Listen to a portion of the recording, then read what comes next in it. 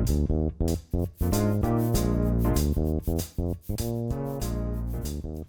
John Steinbrecher, and welcome to Conversations with the Commish. Today we're joined by Michael Alford, Director of Athletics at Central Michigan University. Michael, welcome. Thanks for having me.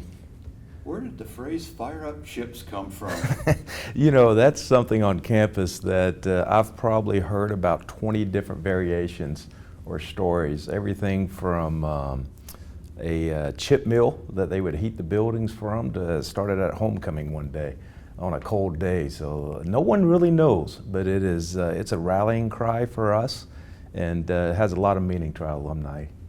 You know, you're not too far off of, you did a football coaching search. Yes, sir. Less than a year ago. Yes, sir, last November, December. Ended up bringing in Jim McElwain. Mm-hmm. Pretty fair hire. Yes, he's doing well. And, you know, fortunate to have worked with Coach before at a previous institution, so I knew I knew what he was about, and how much the players really care for him, how much they play for him, and that really stood out in me knowing his style and doing an analysis of our program. I thought he was the perfect fit for us right now.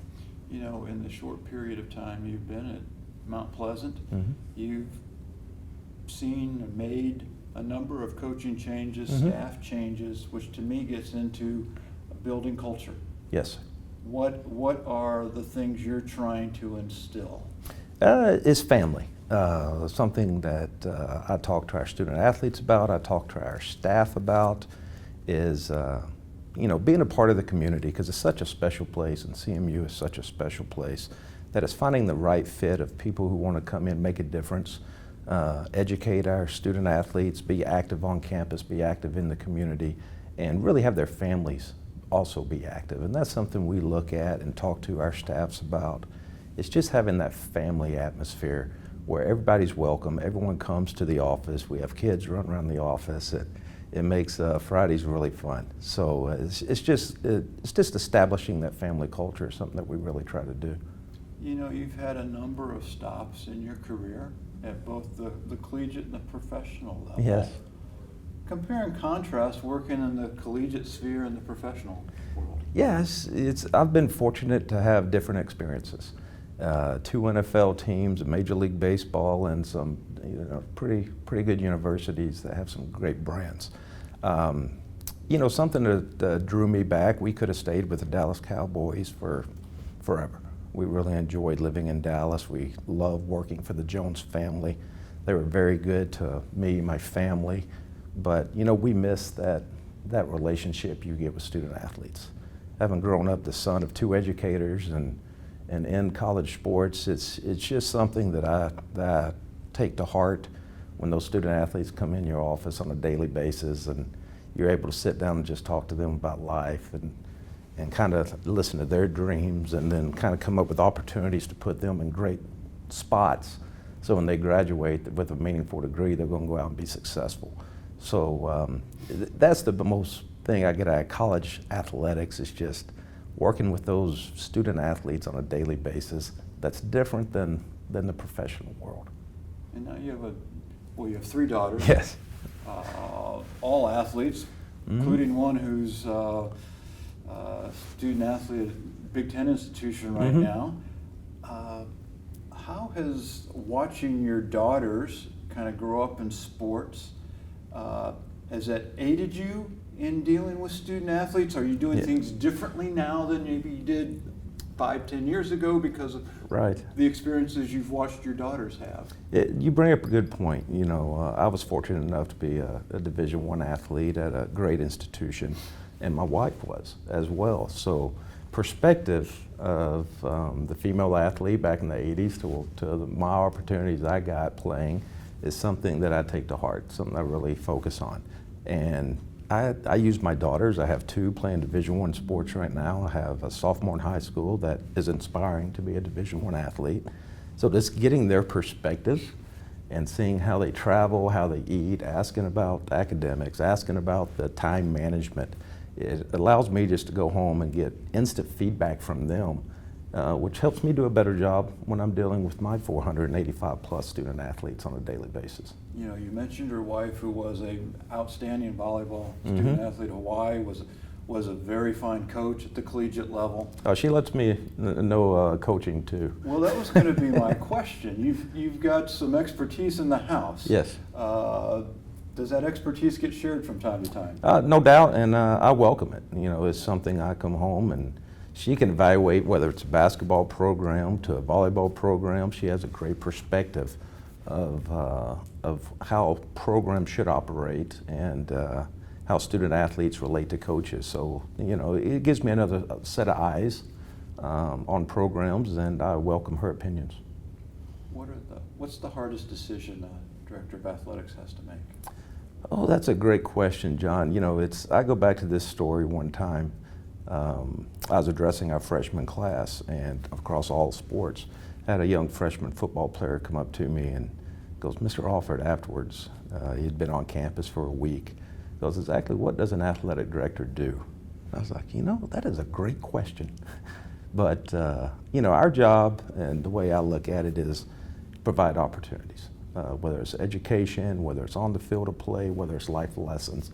It's just provide opportunities for growth and to prepare those young men and women so when they graduate that they're going to go have successful careers. One of the things that's been shown across the various stops you've had is you've been very successful in generating resources, Mm-hmm.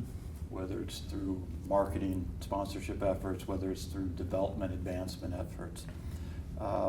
And you've had this interesting experience over the past year or so where you've not only been the director of athletics, but when there was an opening and it was kind of the VP Right. of advancement for Central Michigan University, the president asked you to step in and serve in that role concurrently with being the AD until they filled that October position. 1st. Yes. And I led the search for that position as well. What's that like? You know, it gave me a great perspective of getting to work with the deans on a daily basis, getting to hear their initiatives that they want in their colleges, being able to work with the development officers across campus and hearing their goals. It really gave me a great perspective of the networking and the goings-on and dreams of the entire university, which I think would help prepare me for my job and how do we relate what we're trying to do in the educational setting we have in athletics, and how do we relate that to them and kind of combine those efforts. So I really welcome President Davies asking me to do that. I was honored. You're not going to tell him no, but it was a great opportunity to learn for myself about how we could prepare and become more intertwined with the educational mission of the university. Take us back. The announcement's been made, and now you're going to have your first meeting with the various constituent groups. Mm-hmm. What do you go in and say to try and build that esprit de corps, to say, hey, I'm here to assist you, to help everybody reach their goals? Yeah, and that's something when President Davies and I sat down and talked about it, you know, one of the things I said to him was, I'm willing to do this, but I'm not a manager. If I'm going to take on this role with the university, I'm going to lead. And we went in, set up some new processes, and really worked with our development officers and our deans on getting their initiatives and how do we go out and be successful. And I'm proud to say we had the highest fundraising quarter we've ever had as a university during that quarter. So it is something that we just put in. I'm very driven on processes, and I believe processes drive results. So we established some different ways to look at things in advancement across the university setting, and had success doing it. So we're really proud of where we got through in that quarter. One of the things that you're starting to be known for, I think certainly on your own campus, is an emphasis on leadership. Yes. And you've been building out some, I'll just call it a leadership academy. There's different levels and facets to it, but talk about that. You know, I've been fortunate to have worked alongside some great men and women. Whether it's in different perspectives, whether it's Jerry Jones in the NFL, the Brown family with the Bengals, Joe Castiglione at Oklahoma, or Mal Moore, who really is one of my key mentors, who is now passed, of course, at Alabama, but just working along them and kind of seeing how they go about different leadership styles and kind of forming my own philosophies. But one thing that I knew I always wanted to do was take the different styles and really use our platform to educate our young student athletes. So we established a leadership academy and kind of took it. We had one at the University of Southern California, and Joe runs a great one at Oklahoma, but kind of do your own little twist on how you want to do it, and developed it first month when I got to CMU. But it's really bringing all of our kids together.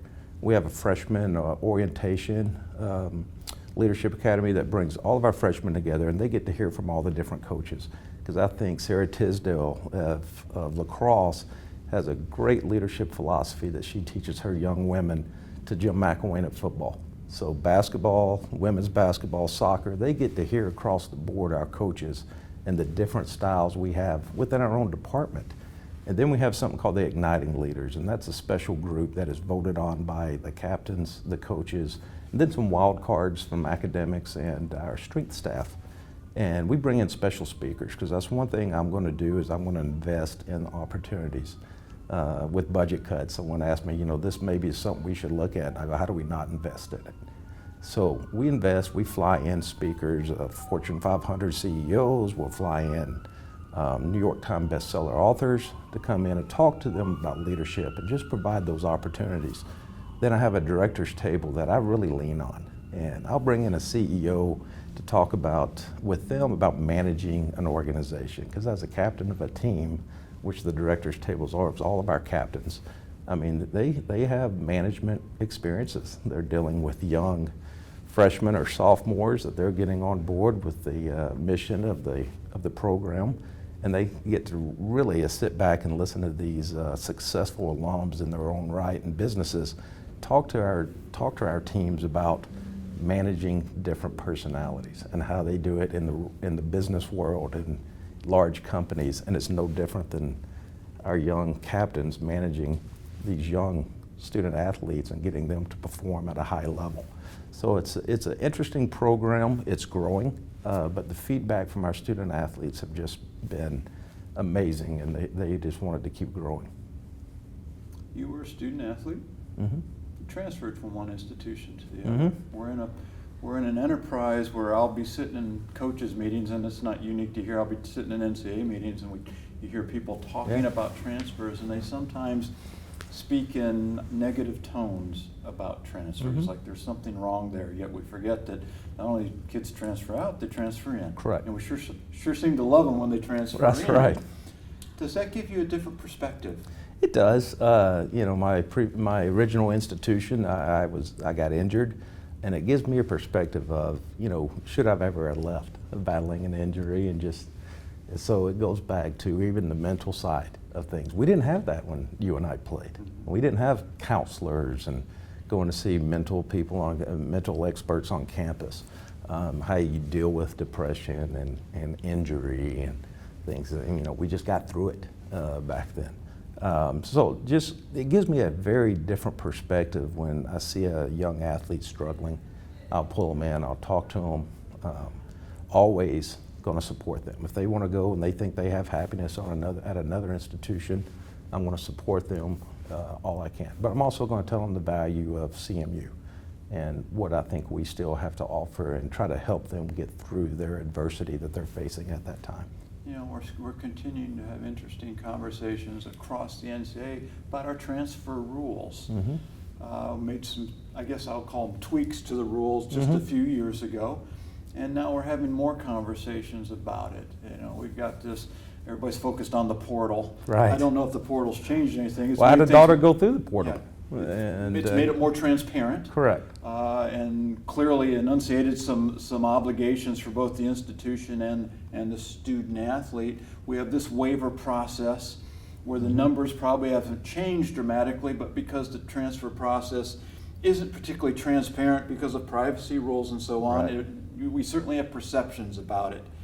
Are we where we need to be with our rules regarding transfers? And if not, how would you shape it? Yeah, I like where we're heading. I don't think we found the perfect solution right now, but I think the transfer portal is providing opportunities for young men and women to go and find a place that they feel would be better for them at the time. you know, because you're making decisions as a 17, 18-year-old young man and woman to an institution, and your philosophy or you may change by the time you're 20, and you may want to experience something different. So I like the one-time transfer. I'm not a fan against it, I'm a fan for it. But I think it's also up to the institution to sell yourself on the different things that you have to provide. And that's something I talk to our student athletes about. When I sit down and get guidance from them, from our SAC members, you know, they want everyone to sit out a year. Across the board, I talk to them. I'm like, are you sure? They're like, yeah, because we don't want the one-time transfer. If you're going to commit to us, you need to commit to us.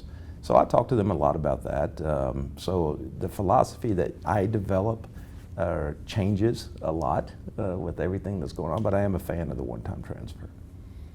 Another issue bubbling right now, issue of name, image, and likeness. Mm-hmm.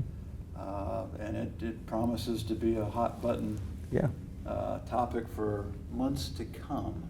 It seems somewhat contradictory to the NCAA's, and by NCAA's I mean all of our member institutions, our core. Our amateurism rules, which are seemingly under attack from the outside. How do you reconcile those? You know, it's such a complex question right now, because you're dealing with the core base of us as amateurism, institutional education, the value of an education that you're allowed to come with a scholarship and get. You know, that's very meaningful. But yet, then you also want to respect the rights of students and their opportunity to go and enhance their careers and make some money. So it's very complex. I think the market would kind of dictate of where this goes. With NIL, I believe that if someone wants to go out and use their name, image, and likeness, you know, we're talking about a very, very small percentage of people that would be able to go out and profit from this. So I think it's something that's very complex. We need to look at it. We need to continue to keep amateurism, but also find, as leaders in this field, find a solution that if you have a young man or woman who has that opportunity, that we allow that and allow them to go out and profit from that for their career. Excluding the coaches you're working for, whether it was coaches you played for growing up, whether you've worked for throughout your career, whether you've seen from afar, what's a coach that's made an impression on you and why? Great question. I go back to my college coach at Mississippi State, Ron Polk. You know, just to see how he to this day interacts with not only me, but my family. And that's something that I get a birthday card, kids get birthday cards, we get anniversary cards. And that's, you know, I transferred from there, but we still have that special relationship. So that's something that's just really meaningful to me. You in the locker room after a loss? Every time, shake every student athlete's hand and thank them. Why do you do that? You go back to, you see the hard work they put in on a daily basis. You see what they go through academically, athletically, their families. You get to know them on recruiting trips. You hear about their dreams. So when they go out and compete, represent the university, that's just something, win, lose, draw. I'm going to thank them for their effort that day. What brings you the greatest joy in your professional life? Seeing their success. When you see either a team victory, or I had a young soccer athlete that graduated 2 years. I stopped by my office this week just to talk about her career. That brings you that you're doing things the right way, that you're providing these opportunities of growth with the leadership academies and some other programs that they're learning, and they had a great experience. So if the student athletes have a great experience at CMU or any institution, that brings you the most satisfaction. So what we try to do is just constantly provide opportunities or find new opportunities to give them various experiences to prepare them for when they go off in life.